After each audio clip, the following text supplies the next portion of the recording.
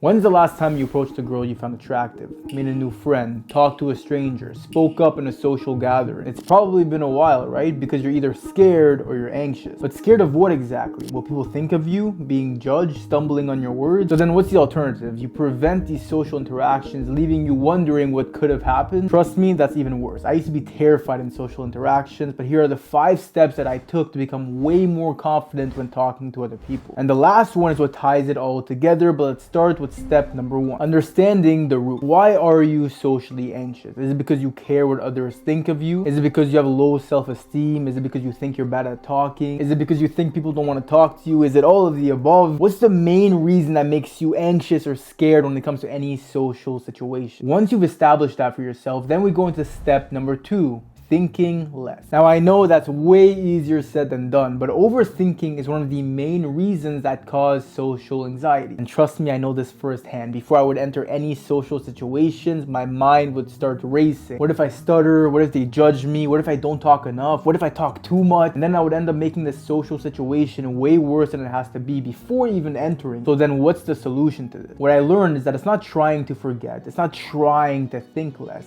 It's simply accepting it. Just accept whatever outcome happens, and you do that by understanding that people forget. So let's say hypothetically you approached a girl that you found attractive in public, and the worst case scenario happened. You stumbled on your words and you got rejected. That might sound horrible. You don't want that to happen, which is why you wouldn't even approach her in the first place. But in reality, so what?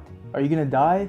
She's gonna forget about it, and so will you eventually. At least now you know the outcome. If you were to never approach her in the first place, then your mind would be left wondering what could have happened. All these possible possibilities. But at least now you did it, you got rejected, and you know, okay, I know what happened. I know the outcome. I don't gotta stress anymore about it. So accept the fact that in social situations, things can go right and things can go wrong. But regardless, people don't care and people will forget. Now going into step number 3, having outgoing friends. You see, you're a product of the people you hang out with. So for example, if you were to go at a bar with your friends and they were very outgoing people, talking to girls, making new friends, and guess what? You would be in that situation, an outgoing person, talking to girls, making new friends. But on the other hand, if you were out with friends that were very introverted, they grabbed a drink, sat at the table, didn't say a word to anybody, what would you be doing in that case? You would be following the same characteristics as they are. You wouldn't be making new friends, you wouldn't be approaching people, you would be simply talking amongst your friends. Which there's nothing wrong with that, but if you're watching this video, you want to become less socially anxious. So pay attention to how the people you surround yourself with act, because if they're bad in social settings, that might be a massive factor as to why you're bad in social settings. Now on this point, it's important to talk to people in your life that you trust, friends and family, about you being socially anxious or any trouble that you might have with that. Here's the thing though, I know as a man it's hard to talk about your problems, especially to people that are involved in your life. So that's why I want to introduce you to BetterHelp, the sponsor of today's video. It's an incredible online platform that links you with licensed therapists to give you professional advice on any issue that you might have. What I love about BetterHelp is that it's unbiased advice. Compared to parents or friends that are involved in your life, these therapists will listen to your problems as they are and give you advice as it needs to be given by providing actionable steps to resolve them. BetterHelp makes therapy accessible, affordable, and you don't have to leave your home. Whether you prefer texting, phone calls, or video sessions, they've got you covered. Plus, it's more affordable than traditional therapy, and they have a financial aid as well if you need it. So if you're ready to gain a new perspective from a licensed therapist, check out BetterHelp by clicking the link in my bio or going to betterhelp.com/Delati. By doing so, you'll get 10% off your first month. Thank you BetterHelp for sponsoring today's video and helping others invest in themselves. Now let's get back to the video. Step number 4, social hierarchy. Our social anxiety comes from where we see ourselves in the social hierarchy. Imagine someone like Jeff Bezos, one of the richest people on the planet. Do you think he gets nervous or anxious when talking to new people? No, because his confidence stems from himself and what he's done, which rubs off on the way he acts and talks to other people. So let's say now you were someone that was out of shape, you don't have much going on for yourself, and you're just overall lacking that self-confidence. That would automatically rub off on the way you interact with others because you want to prove something to them the same way you want to prove something to yourself. So that being said, to get higher in the social hierarchy, number 1, change your identity to be higher in it. What can you do to be more confident in yourself? Work out and train, get in better shape, develop a passion, get better at it, see it grow over time and get rewarded from that. Build your character by essentially faking it till you make it. Fake your confidence and eventually that confidence will become real. And the second thing is providing value to the people around us. Because essentially if you want to become higher in the social hierarchy. You want people to be dependent on you and not you being dependent on others. Again, going back to the Jeff Bezos example, he is the CEO of one of the biggest companies in the world. All his employees are dependent on him. All the people he's affiliated with are dependent on him. So he's pretty high in the social hierarchy. Now, to do this, to provide value to others, you need to figure out what you're good at. Personally, I know that I'm good at managing things and leading things. So when I'm with my friends, I always make sure that whatever plans we're doing, I'm the one that naturally just takes care of it. And usually, because I'm good at handling things like that and managing plans, my friends are always asking me, what time are we gonna go out? How are we gonna get there? Who are we gonna meet? It gives me a sense of leadership, essentially making me way more confident when it comes to any social interaction. And the final step, number 5, which I think is the most important one and the one that ties it all together, is exposure